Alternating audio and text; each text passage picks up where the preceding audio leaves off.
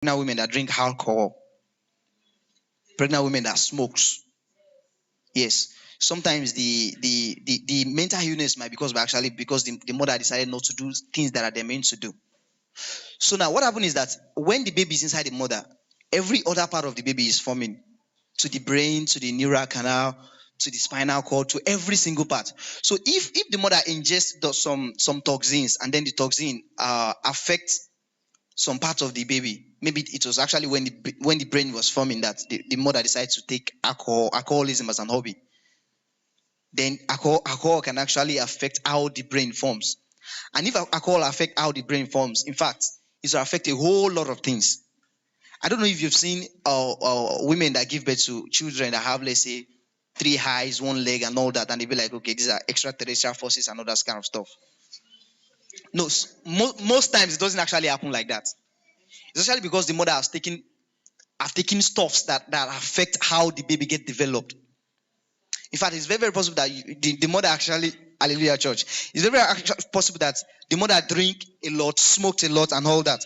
So sometimes exposure to this can actually happen. Then traumatic experiences, we'll talk about that later. Then altered neuronal physiology. Just like the first speech already said, there are millions of wires in our head, wires in the forms of cells and neurons. So if anything happens and then the cells don't fire as they're meant to fire, mental illness sets in. Now, I decided to share some. I said the body is a giant biological program with safeguards for glitches. Safeguard failures in the neural pathways may cause mental retardation. The same thing with your system. If there is a glitch in the program you are running, the system starts to misbehave. The same thing with us. If the neuron that has been coding for you sitting down and doing like this, tomorrow decides to code for you sitting down and doing like this, your body will find it hard to recognize the signal it's sending. So because of that, okay, I don't know, the same thing that happens in Joker. I know a lot of us must have seen Joker. The guy finds it hard to laugh and just say, and just, once he gets excited, he can laugh from today to tomorrow. He will not be able to control it. It's because there is an altered neuronal physiology. The normal gene that codes for laugh 5 minutes is now coding for laugh 50 days. No, it happens. It happens, yes, it happens. So once anything happens to that particular physiology, then you will surely feel it. Now, there are some stats on mental health I would like to share with you all. So now, in the world right now, there are over 970 million people that have a mental illness. They are not mad. No, actually, we are going to get, in fact, I'm going to ask you a question by the time we go on so that we can actually know if, okay, just let's go. Hallelujah, church. So now, in the world today, as of 2018, now there's something about these stats. The stats for mental illness, they don't go down, they always increase. They're just like population birth. They're just like birth, what's it called, population stats. Now, about 970 million people have a mental illness as of 2018. By now, I'm very, very sure that this value must have almost doubled. Why? Because of last year, the whole COVID-19 stuff. There were a lot of depression cases actually noticed during the COVID-19 epidemic and pandemic rather. So now, globally, mental illness affects more females than males. Yes, in fact, there are some particular. No, no, no, no, no. No, it is not. See, it is not just. Hallelujah, church. Now, the issue is that nature is very wonderful. Nature has a way of controlling things by itself. Now, the female body is so wonderful that there are some mental illness that actually affect only the females alone. They don't affect the guys. Wait, calm down. Please, no, by the time we will see, maybe by the end of this, you actually learn to actually see a normal human being who is a female, and then you thank God, like, we thank God for our life, because there are a lot of things that actually go wrong normally, but because nature has a way of correcting things by itself. Hallelujah, church. Okay, so globally, mental illness affects more females than males, and then mental illness causes about 8 million global deaths every year. That's about 14.3% of the total number of deaths annually in the world. Now, about 30% of the Nigerian population suffer from mental illness.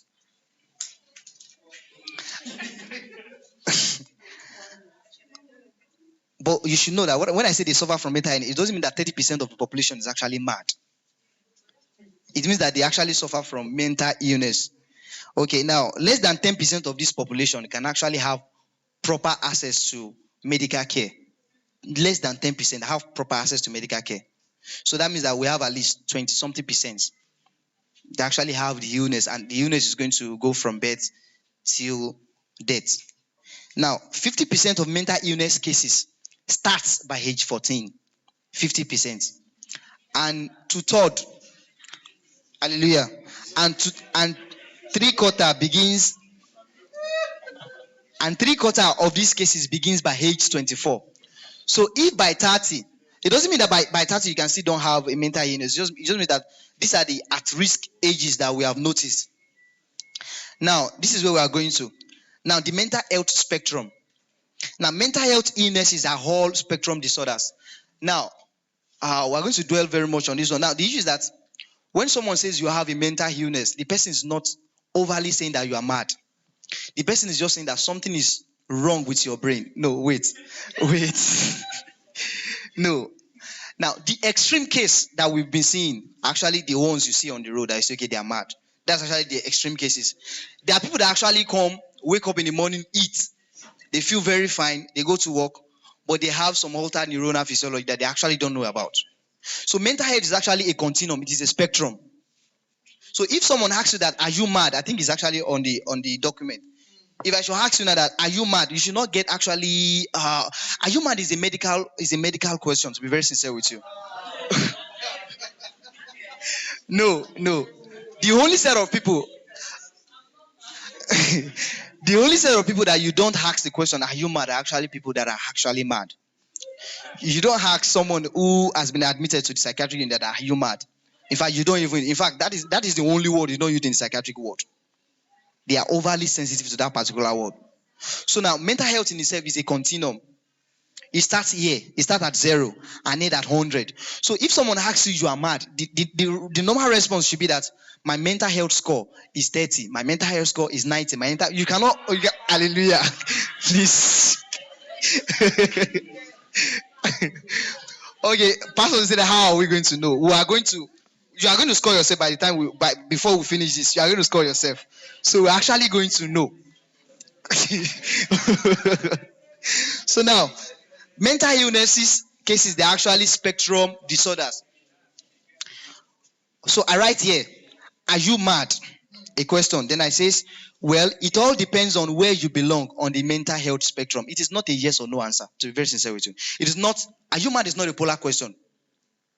Are you mad is a question with an explanation. Are you mad is like, are you mad? And you'd be like, oh, sorry, my mental health score, there's something like a mental health score. My mental health score is 35. Then somebody can say, oh, no wonder. No, wait.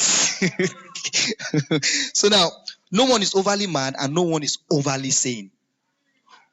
Yes. As long as mental health. Okay, wait. Why? Mental health is a fluid continuum. It is a fluid continuum of rapidly changing diagnoses and experiences. Now, the thing with mental health is that it starts and you don't even notice it. You only get admitted when everybody can now confirm. Once 3 people can confirm that you have a mental illness, hallelujah, church. Once 3 or 4 people can confirm that you have a mental illness, you are due for admission. No. Hallelujah, church. So now, the simple parts of it starts with insomnia. It starts with you finding it hard to sleep. Sometimes there are very valid reasons why you find it hard to sleep. But sometimes you see that these reasons are not there. Okay, people that just experience trauma, or people that have a physical injury that will not allow their brain to concentrate, focus, and sleep. That person, it is justified that okay, you cannot sleep. But there are some people that everything is okay with you. You've eaten, you are good, you are okay, you've eaten a balanced diet, you don't have any acute trauma, you don't have any disease, but you find it hard to sleep. That's how it starts. And then before you know it, you find it hard to eat. No matter how, well, it depends on the kind of food actually, because to me, there's some kind of food that you give that the appetite will actually come. You find it hard to actually eat in the sense that there's some people now that it has gotten to a point that they find it scary to eat because they are afraid to get fat. These people get so thin that if you tell them they are thin, they turn into something else. So in the real sense, mental health, it is a continuum. It depends on where you are. So today, and now the issue is that once you start with one, it is very possible that you just keep going through the continuum. The diagnosis is very fluid. Today we might say, okay, this person has affective disorder. Tomorrow will come, it has changed to OCD. Tomorrow will come, it has changed to Andre, bipolar. They find it very easy to switch. In fact, some people have this multipolar own. They don't switch. They are not happy. They are not sad. They are not depressed. They are just wandering around. But they are not mad. Yes, to be very serious, they are not mad. They are just ill. So I have a spectrum that I put on the documents. Now, clinical, we rate it as -100. At risk, -50 to 0. Then we have enduring, we have managing, we have succeeding, and then we have thriving. Nobody is at 200. Nobody is at 200, and nobody is at -100. We are all in between those two values. Hallelujah. Now, then I pick one so that we can talk about it. Then I picked depression. Now, I don't know if you've actually looked at yourself and you feel like I'm actually depressed. Not the money induced though. Yes. There's chakra induced depression. This one is the normal. You are just depressed. You have money. There is enough. You have stuffs to eat. You have people to play with, but you are just depressed. So I don't know if you've actually looked at yourself and be like, I'm depressed. You know, there are some words that we've normalized them. We've normalized them to describe how we feel. That is actually not entirely right. In the sense that we don't even know the meaning of this. Or we just say, okay, I'm depressed. Or someone that say, I have what's it called? I have mood swings. Mood swing is not something someone that is healthy should have. Mood swing is a confirmed medical diagnosis. It is something that they tie you down and start giving you drugs from now till, let's say, for the next 5 years. You might be sad. Nobody say you cannot be sad. Just say I'm sad. But when you say, okay, I have mood swings. So no. It's like if somebody say they have mood swings, just tell them you are bipolar. If you tell them they're actually bipolar, wahala will start. But that's what they are saying. So now depression. More than 322 million people globally are depressed, and depression in itself is 50%. It has 50% higher prevalence in females. In fact, females have wait. no, it happens. It is the stats. Actually, it is not me. Okay, now it's not life. Now, shockingly, Nigerians, Afghanis, Yemenis, Iraqis, and Angolans, they are some of the least depressed people on the planet. Yes. Now, I put this here because we are one of the least depressed people in the world. But funny enough, Nigerians, Afghanis, in fact, Afghanistan as a country is the least happy country in the world. Whereas on the depression scale, I don't know how best to put this. Afghanistan as a country, they are part of the least depressed people in the world. But Afghanis as a country, as a people now, they are part of the most unhappy people in the world. So what actually happened is that depression does not actually mean sadness. And depression and happiness, they are mutually exclusive. You can be depressed and still be happy. In the sense that depression in itself is a medical condition that is diagnosed. Being happy does not have anything to do with depression. I don't understand if you get this. Now, Iraqis, when we actually look at it, why is it that Nigerians are not depressed? There are two major reasons why Nigerians are not depressed. The first one is that yes, that is actually right. No matter how bad or how worse the situation is, an average Nigerian will always find a joke out of it. The same thing with Afghanis. Afghanistan as a country, they are a country with the highest rate of gun proliferation in the world. It is normal for a 5-year-old Afghanis to have a pistol. Yes, it is normal for AK-47 is they sell AK-47 on the road. The same way they sell Gary in that market. Yes. So now for an average Afghanis who is at puberty, who is 18 years old, once he has a gun, he feels secure, he feels safe, he's happy, he's not depressed. He can never be depressed. Maybe the only reason why he should be depressed is if he doesn't have enough ammunition, like the bullets. But once he has a gun, he's happy. He's not that he's happy, he's not depressed. But they are not happy for the fact that the country in itself is not good. The same thing with us Nigerians. We are not happy because of the fact that, okay, the economy is bad. And Afghanis is not happy because an Afghani is not happy because anything can happen. He can die tomorrow.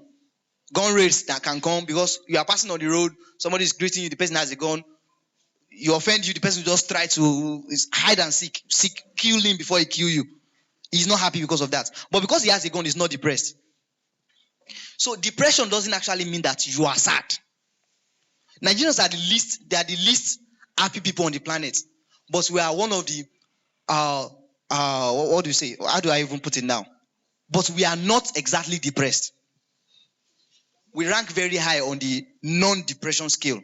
But we are 115 as of 2019 out of 135 countries on the happy scale. So now, Ukrainians, Americans, French, the British, the Germans, and the Italians, they are some of the most depressed in the world. Yes. In fact, Ukrainians, they are the first on that list. Americans, I think they are around 7th or something. So the fact that they have a booming economy and all that. So culture and way of life. Okay, it is one of the arguments about this is that Africans, we have a way of connecting. We have a way of forming real human connections. I don't know if we've seen this meme that they say it's only in Nigeria that you see men who don't know each other just come around and then they start discussing and then they don't even know their names though. Before you know, they just say, bros, see what happened. This one be men. This one say guy. They don't even know. By the time they are done, they just go to their house. Like you don't even know their name. The same thing that happened if you take a Nigerian like this and take the same person to Ethiopia. It has been what's it called? Discovered that it is easy for them to form real human connections because they are blacks. Because of this continent, this same thing that holds us together as Africans. I don't know, it's as if there's this mysterious force that holds us together as humans, together as Africans. But this particular force, they say that it is not, these people don't really have it. They have their mind is set on some things that does not actually depends on if they are happy or they are not happy. So they are one of the most depressed people in the world. Now, there are about 7 million cases of depression in Nigeria, like as at 2018.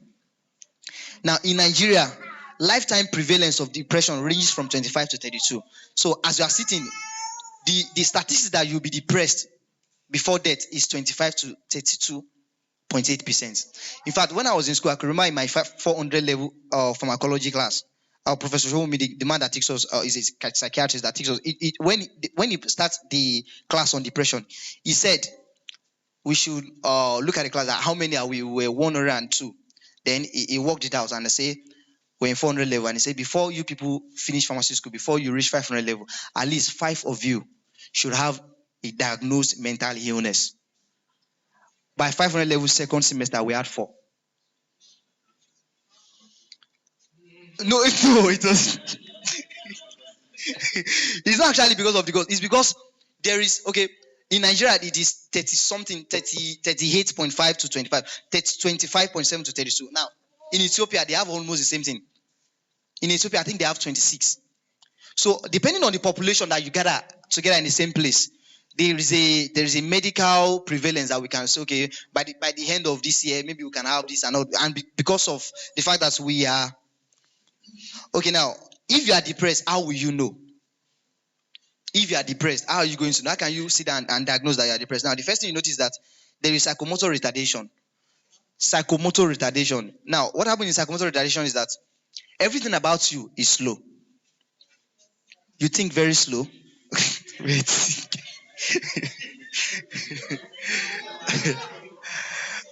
Hallelujah, church.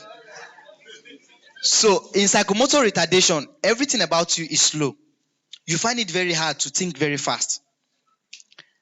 In fact, if you are somebody that types very fast, you find it very hard to match your normal typing skill. Your sight is blurry.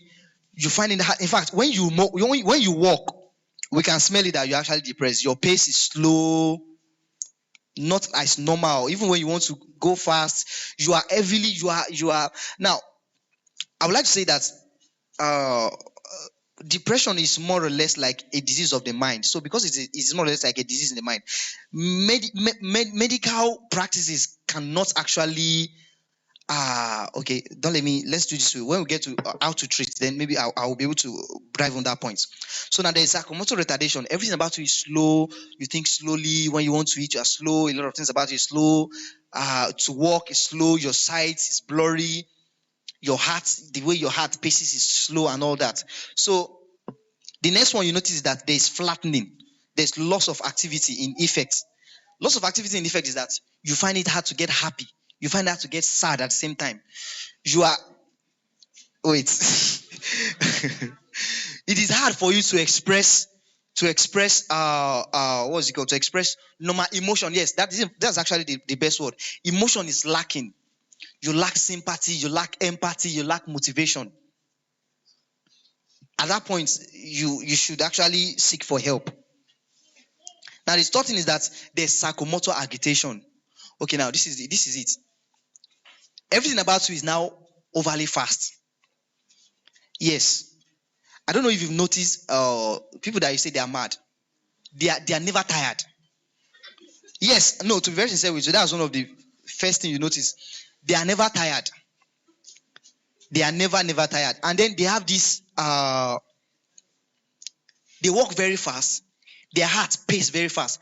Actually, to be very sincere with you, these people are one of the most LDS people on the world. To be very sincere with you, have you not noticed that they eat a lot of stuffs, junks, bad stuffs, and it doesn't actually affect them? Everything about them is fast. The rate of excretion is fast.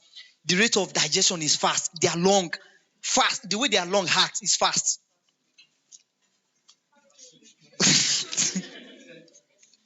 So those are the three things you actually notice. You should actually look out for. Now, exploring depression in itself. Now, 1, 2, 3, 4, 5, 6, 7. Now, there are 7 particular cases, stages of depression that you should watch out for. Now, the first one is major depressive disorder. In major depressive disorder, there is suicidal ideation, there's anhedonia, and there's a altered sense of self. Now, in major depressive, what's it called? That's even one of the most diagnosed cases of depression that we have. Now, the person has suicidal ideation. Suicidal ideation is that, I don't know, well, I'm not explaining that some of us must have experienced this, but they sit down on their own and think of 1,000 ways to die. Yes, to actually die is I don't know, is a pleasure to them. They find it easy to think about. If you want to die, what will you do? Now, feeling of deep sadness. This one is in persistent depressive disorder. The person have a feeling of deep sadness. There's hopelessness. There's apathy. Apathy is that you are not interested in anything. You are not interested in anything. Now, there's a lack of energy for at least 2 years. The person has a continuous feeling of apathy. There's lack of energy. There's a deep feeling of sadness. That's in persistent depressive disorder. Now, in bipolar disorder, the person finds it easy to switch between happiness and sadness very fast, in milliseconds. The person is very happy, before you know it, it's in mania. Before you know it, it's now in depression. Very easy and fast to know. Now, seasonal depression. This one is a little bit mysterious. Depression comes with season. In the US, people get more depressed during autumn. There have not been a lot of diagnosed cases in Nigeria, but this depression is triggered by autumn in the US, and your distance from the country's distance from the equator also determines that if we have seasonal depression. Now, there's another one, postpartum depression. It only happens in women. Wait. Now, see. No, wait. Wait. It only happens. Wait. Now, what happened is that at puberty, an average human being who is a female has a lot of neuronal activity in the brain than an average human being who is actually a male. Now, it is it's now It is at puberty that the normal human female have a lot of hormonal activities. Now, because of this hormonal activity, it is actually there's 1,000 things going on in the normal human female at puberty. Once the person clocks 18 to around, let's say, 57 before menopause sets in, their behavior, their motivation, their interests are actually a fight between neuronal pathways and their hormonal level. So that is why it is easy for an average human being who is a female, 12%, to actually get depressed than an average human being who is a male, 9%. So it is not actually it's because they have a lot there's a lot going on in their body than just an average human being who is a male. So now, there's a study conducted in Abeokuta, Nigeria, and then they noticed that 24% of women, now postpartum depression only happens in women that are new mothers, because of the thought of childbirth, the hormonal activity, a lot of things that they have to go through during childbirth. Hallelujah, hallelujah, church. So that's why it is actually common in people like that. Then in the Abeokuta study, it is noticed that postpartum depression happens in at least 80% of women that report for maternity clinics in particular hospital. They are just depressed because they are carrying the baby. They are depressed because how will it look like when I give birth? A lot of things to think about. That is why they always recommend that during antenatal clinic that women should find something pleasurable to engage in. They should find hobby. They should find hobbies. They should travel. They should see things. They should do a lot of things just to keep their mind off the fact that they are pregnant. So that is why. Now, psychotic depression. It is psychotic depression that people have that you say they are mad. So in psychotic depression, there is hallucination. There is delusion of grandeur. Okay, delusion of grandeur is that people that actually see that they are mad, to be very sincere with you, they think that we are the one that are actually mad. No. No, seriously. To them, they are in their own world and they are trying to set sanity in place. To them. Now, they have delusion of grandeur in the sense that they feel big than what their self actually represents to them. They feel like they are the one actually coordinating activities around you people. Yes, that is what they feel. In fact, when they come to the hospital, sometimes how we take to know if they are responding to treatment is that we ask them that. So how are you feeling now? Actually, if somebody just report somebody to you and then you ask them if it's psychotic depression, they ask them, how are you feeling now? They feel like the king. Feel like, what are you saying? How can you be talking to me like that? What are you telling me? They feel like the king in the room. So that is why sometimes when I think psychiatric nurses are the ones that feel this the most. When they want to give them the medications, they want to inject them, they come and be like, how are you doing, sir? They calm down as if they are the subject. Yes, just to cajole them to take it, because you have to